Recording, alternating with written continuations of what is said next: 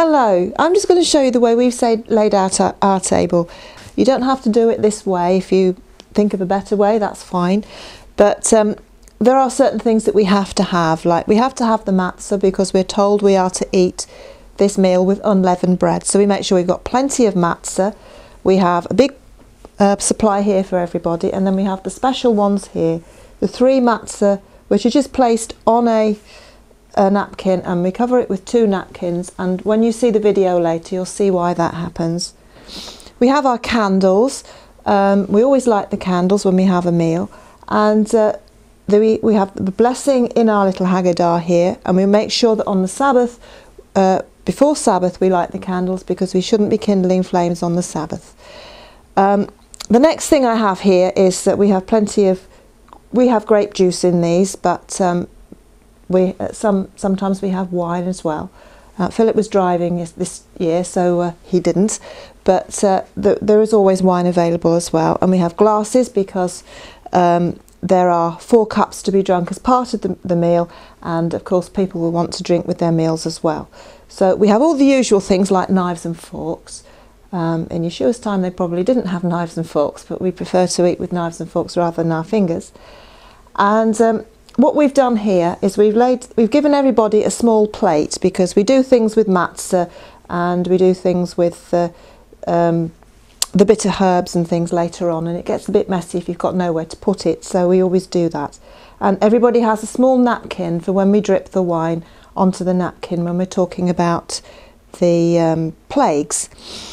On our table we have 4 special foods. First of all, we have the parsley, or the karpas, and salt water. Now with that we have a great deal of fun, and everybody gets very wet.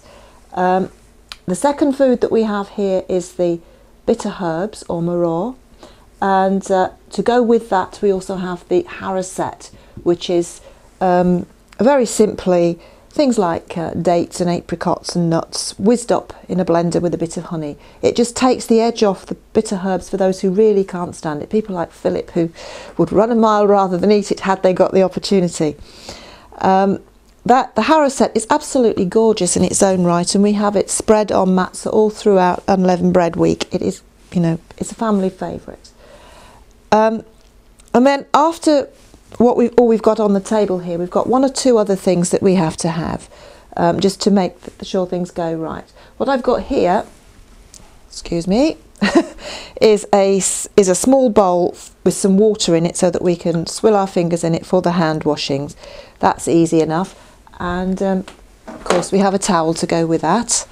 And also we have a good supply of towels and a bowl, which in our house is not terribly elegant bowl, so I haven't put it out for you to see, but it's just so that we can pour water over people's feet, nice warm water, so that when we do the foot washing we can do it simply. We don't go in for a full foot bath or anything like that. It's just pouring warm water over their feet and allowing them to dry them.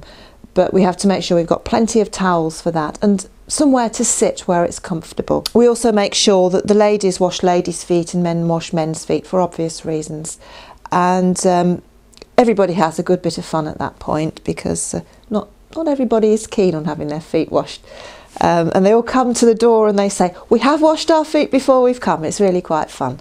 So as far as I'm aware, I've explained everything to you, and I hope you have a wonderful Passover when you celebrate it for yourselves.